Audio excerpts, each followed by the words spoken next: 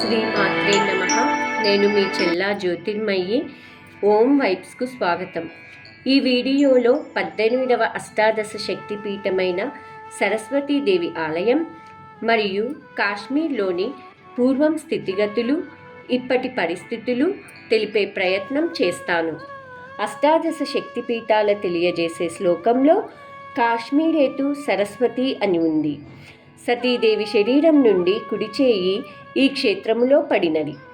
సతీదేవి శరీర భాగాలు పడిన ప్రదేశానికి ఎంతో పవిత్రత, ప్రాముఖ్యత ఏర్పడ్డాయి.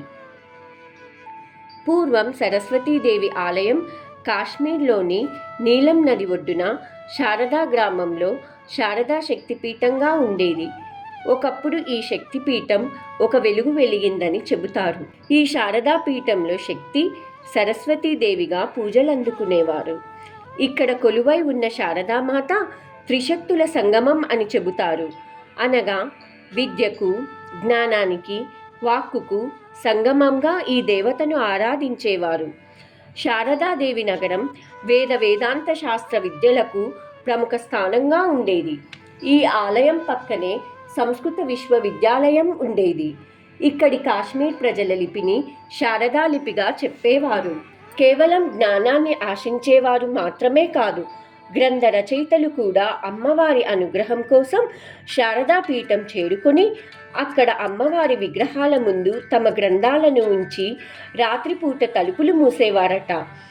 ఉదయం ఆలయం తలుపులు తెరిచేసరికి ఆ విగ్రహం ముందు తాళపత్రాలన్నీ చెల్లాచెదురై ఉంటే అమ్మవారికి ఆ గ్రంథాలు తృప్తి కలిగించలేదని భావించేవారట. అలా కాకుండా తాళపత్రాలు కదలకుండా ఉంటే అమ్మవారి అనుగ్రహం ఉందని చెప్పేవారు. శారదా విశ్వవిద్యాలయంలో ఉన్న గ్రంథాలను చదివిన జైనుడు హేమచంద్రాచార్య సిద్ధాంత హేమ అనే గ్రంథాన్ని వ్రాసారు. భగవత్ రామానుజాచార్యుల వారు శ్రీరంగం నుండి ఇక్కడికి వచ్చి బ్రహ్మసూత్ర భాష్యంపై అధ్యయనం చేసి శ్రీభాష్యం వ్రాసారు. పూర్వం 632వ సంవత్సరంలో చైనా యాత్రికుడు హుయాన్ సాంగ్ 2 సంవత్సరాలు ఇక్కడే ఉండి ఈ శక్తిపీఠాలకున్న చారిత్రక, సాంస్కృతిక వైభవాన్ని తన గ్రంథాలలో రచించారు. ఈ శారదా పీఠాన్ని సర్వజ్ఞ శక్తిపీఠంగా చెప్పేవారు. శంకర దిగ్విజయం అనే గ్రంథంలో ఈ సర్వజ్ఞ శక్తిపీఠం గురించి శ్రీ విద్యారణ్య స్వామి వారు ప్రస్తావించారు. వారి కథనం ప్రకారం కాశ్మీర్లోని శారదా పీఠంలో నలుదిక్కులకు 4 ద్వారాలు ఉండగా వాటిలో దక్షిణ దిక్కుకు చెందిన ద్వారం తప్ప మిగతా 3 ద్వారాలు 3 మహాపండితులు ఉండి ఆ ద్వారాలు తెరిచేవారట. దక్షిణ దిక్కుకు ఉన్న ద్వారానికి మాత్రం ఆ ద్వారాన్ని తెరిచే ఘనాపాటి లేకపోవటంతో అలాగే మూసి ఉండేది. అటువంటి సమయంలో ఆదిశంకరాచార్యులు వారి శిష్య బృందంతో దేశాటన చేస్తూ విచ్ఛిన్నమవుతున్న హిందూ మతాన్ని సంస్కరిస్తుండగా ఈ శక్తిపీఠం గురించి తెలుసుకొని అద్వైత సిద్ధాంతాన్ని చాటి చెప్పాలని శారదా ఆలయంకు చేరుకున్నారు.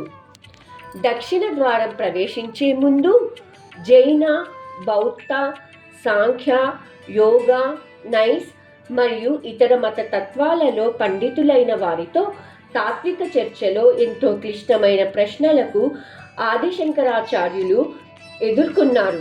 ఇప్పుడు ఆ ప్రశ్నలు, వాటి సమాధానాల గురించి క్లుప్తంగా తెలుసుకుందాం.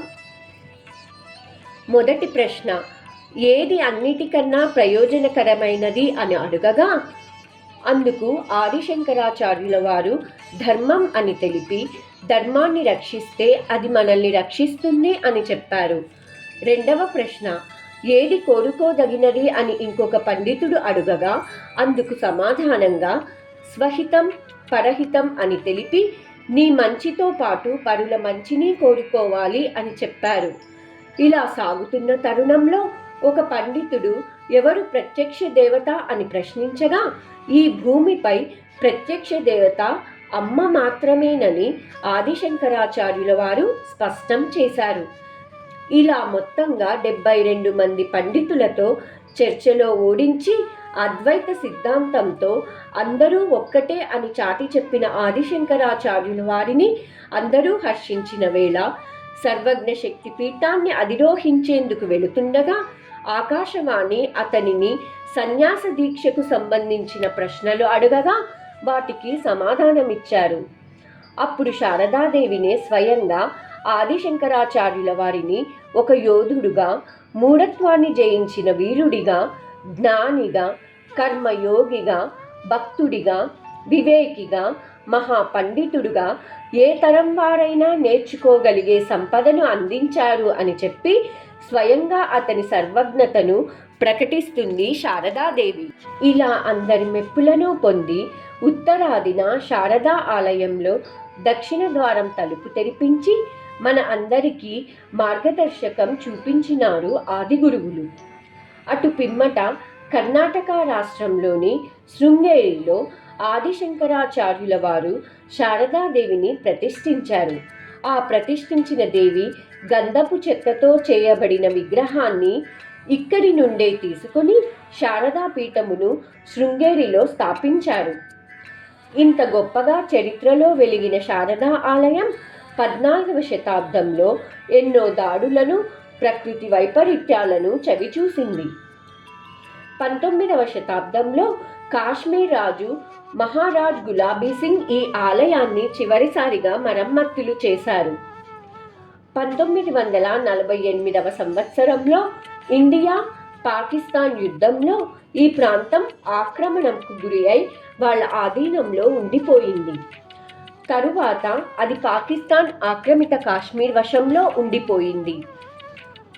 అనతి కాలంలోనే ఎంతోమంది కాశ్మీర్ పండితుల సహాయంతో రవీందర్ పండిత్ అనే పండితుడు సేవ్ శారదా కమిటీని ఏర్పాటు చేసి ఇరు దేశాల వారిని ఒప్పించి ఈ ఆలయాన్ని తీత్వాల్ అనే గ్రామంలో నిర్మించడానికి సంకల్పించారు. తరువాత ఫిబ్రవరి 2022వ సంవత్సరంలో శృంగేరి శారదా పీఠం వారి ఆశీస్సులతో ఆలయాన్ని నిర్మించేందుకు పునాది రాయి వేసినారు. శోభకృత్ నామ సంవత్సరంలో మార్చ్ 22వ తేదీన 2023వ సంవత్సరంలో అనగా ఉగాది రోజున మందిరాన్ని తెరిచి పంచలోహాలతో శృంగేరిలో తయారు చేసినటువంటి శారదాదేవి విగ్రహాన్ని ప్రముఖులతో ప్రతిష్ఠించారు. 75 సంవత్సరాల తరువాత మొట్టమొదటిసారిగా కాశ్మీర్లో శోభకృత్ నామ సంవత్సరంలో దసరా నవరాత్రులు ఎంతో ఘనంగా నిర్వహించారు. ఇందులో విశేషమేమనగా 6వ శతాబ్దంలో శంకరాచార్యుల వారు కాశ్మీర్లోని శారదా నగరం నుంచి విగ్రహాన్ని తెచ్చి శక్తిపీఠం స్థాపించిన వేళ శృంగేరి నగర వైభవం చవిచూసింది. ఇప్పుడే అదే శృంగేరి నుంచి కాశ్మీర్లోని తీత్వాల్ నగరంకు శారదాదేవి తన పుట్టింటికి చేరుకుంది. రానున్న రోజులలో ఈ నగరం కూడా పెద్ద తీర్థక్షేత్రం కాగలదని ఆశిస్తున్నారు. ఇంతటి విశేషాలు కలిగిన కాశ్మీర్ నగరం, ఎంతో మంది పండితులు అధ్యయనం చేసిన నగరం, అందరూ సందర్శించవలసిన క్షేత్రం. ఇంతటితో 18వ అష్టాదశ శక్తిపీఠ వివరణ సంపూర్ణం. సర్వే జన సుఖినో భవంతు. ఈ వీడియోను లైక్ చేయండి, షేర్ చేయండి, కామెంట్ చేయండి, సబ్స్క్రైబ్ చేయండి. ఇప్పటి వరకు 18 శక్తిపీఠాల గురించి ఒక్కొక్క వీడియోలో తెలుసుకున్నాం.